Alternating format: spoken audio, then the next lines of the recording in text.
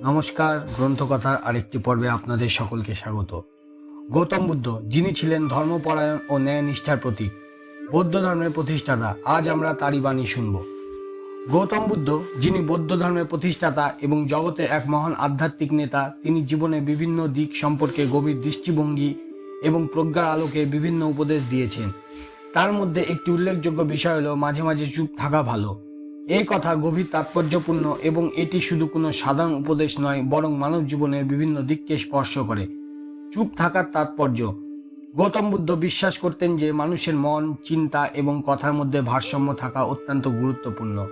আমরা যখন কথা বলি তখন আমাদের মস্তিষ্কে একটি নির্দিষ্ট অংশ সক্রিয় থাকে এবং চিন্তার একটি নির্দিষ্ট দিক প্রকাশ পায়। তবে যখন আমরা চুপ থাকি তখন মনের গভীর স্তরগুলোতে কাজ করার সুযোগ তৈরি হয়। চুপ থাকার মাধ্যমে আমরা নিজেদের মধ্যে একটি শান্ত পরিবেশ তৈরি করতে পারি এবং নিজের মনকে গভীরভাবে পর্যবেক্ষণ করতে পারি। চুপ থাকার বিভিন্ন দিক: আত্মসমালোচনার সুযোগ সৃষ্টি করা। গৌতম বুদ্ধ মনে করতেন যে মানুষ প্রায়শই তার কথাবার্তায় আবেগ এবং অযথা রাগ প্রকাশ করে ফেলে। এর ফলে সম্পর্কের মধ্যে ভুল বোঝাবুঝি এবং সমস্যার সৃষ্টি হয়। মাঝে মাঝে চুপ থাকার মাধ্যমে আমরা নিজেদের চিন্তা এবং আবেগকে নিয়ন্ত্রণ করতে পারি। এতে করে আমরা আমাদের আচরণকে বিশ্লেষণ করতে পারি এবং নিজের ভুলগুলো সঠিক করার সুযোগ করে নিতে পারি। অপ্রয়োজনীয় কথার পরিহার: বুদ্ধ বলেছিলেন, অপ্রয়োজনীয় কথা বলা মানে নিজের শক্তি অপচয় করা। চুপ থাকার মাধ্যমে আমরা অপ্রয়োজনীয় বিতর্ক, গুজব বা নেতিবাচক পরিস্থিতি এড়াতে পারি। কথা বলার আগে চিন্তা করা উচিত যে এটি আসলে গুরুত্বপূর্ণ কিনা। যদি না হয় তবে চুপ থাকাই ভালো। মন শান্ত রাখা: কথা বলা বা তর্ক বিতর্কে লিপ্ত হওয়ার সময় প্রায়ই আমরা আমাদের মানসিক শান্তি হারিয়ে ফেলি। গৌতম বুদ্ধের মতে চুপ থাকা এবং ধ্যানের মাধ্যমে আমরা মনের শান্তি বজায় রাখতে পারি। এটি আমাদের দৈনন্দিন জীবনে আরও স্থিরতা এবং ধৈর্য আনতে সাহায্য করে। বুদ্ধের জীবনের বহু ঘটনা আমাদের শিক্ষা দেয় কেন চুপ থাকা প্রয়োজন।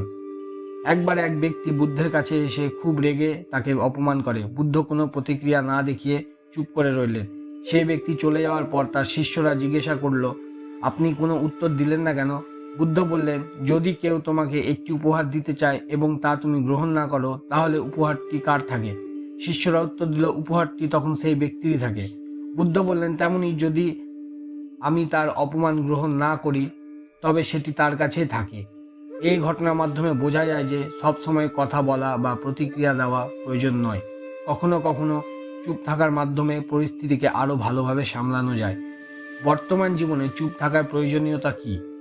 আজকের যুগে যেখানে মানুষ প্রতিনিয়ত তথ্য, কথোপকথন এবং বিতর্কের মধ্যে লিপ্ত থাকে, সেখানে চুপ থাকার গুরুত্ব আরও বেশি। আধুনিক জীবনে আমরা প্রায়শই সামাজিক যোগাযোগ মাধ্যমে বা বাস্তব জীবনে অপ্রয়োজনীয় কথাবার্তার মধ্যে জড়িয়ে পড়ি।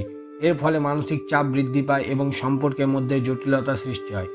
সম্পর্কে ভারসাম্য বজায় রাখা: কোনো সম্পর্ক টিকিয়ে রাখতে, বিশেষ করে পারিবারিক বা বন্ধুত্বপূর্ণ সম্পর্ক, চুপ থাকার প্রয়োজন হয়। সবসময় নিজের মতামত চাপিয়ে দেওয়া সম্পর্ককে নষ্ট করতে পারে।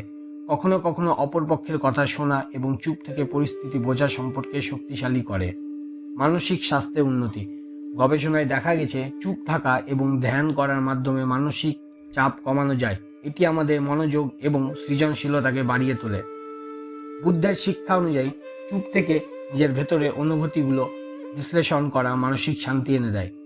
বক্তব্যের মূল্য বৃদ্ধি করা: যখন কেউ সবসময় কথা বলে তখন তার কথা গুরুত্ব কমে যায়।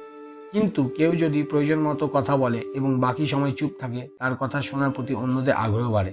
বুদ্ধের মতে কম কথা বললে মানুষের প্রতি আপনার শ্রদ্ধা বাড়ে এবং আপনার বক্তব্যের গুরুত্ব বৃদ্ধি পায়। চুপ থাকার পদ্ধতি কী? বুদ্ধ ধ্যান এবং মৌনতার মাধ্যমে চুপ থাকার চর্চা করতে বলেছে। প্রতিদিন ধ্যান করা: ধ্যানের মাধ্যমে মন শান্ত হয় এবং নিজের চিন্তাগুলো নিয়ন্ত্রণ করা সহজ হয়। অপ্রয়োজনীয় আলোচনায় অংশগ্রহণ না করা: যেখানে কথা বলার প্রয়োজন নেই সেখানে চুপ থাকা। নিজের আবেগ নিয়ন্ত্রণ করা: রাগ বা হতাশার মুহূর্তে কথা না বলে পরিস্থিতি ঠান্ডা করা। প্রতিদিন নির্দিষ্ট সময় চুপ থাকা: একটি নির্দিষ্ট সময় নিজের মধ্যে থাকতে চেষ্টা করুন, যেখানে আপনি কোনো কথোপকথনে লিপ্ত হবেন না। গৌতম বুদ্ধের মাঝে মাঝে চুপ থাকা ভালো কথাটি আমাদের জীবনের জন্য একটি গুরুত্বপূর্ণ দিক নির্দেশনা করে। এটি শুধুমাত্র কথার পরিমাণ কমানোর জন্য নয়, বরং নিজের মানসিক শান্তির উন্নতি, সম্পর্কে ভারসাম্য এবং জীবনের জটিলতাগুলো সহজে মোকাবিলা করার জন্য একটি কার্যকর পন্থা। চুপ থাকার মাধ্যমে আমরা নিজের ভেতরে শক্তি এবং প্রজ্ঞা আবিষ্কার করতে পারি। তাই জীবনে কখনো কখনো চুপ থাকায় সত্যিকারের জ্ঞানের বহিঃপ্রকাশ। ধন্যবাদ।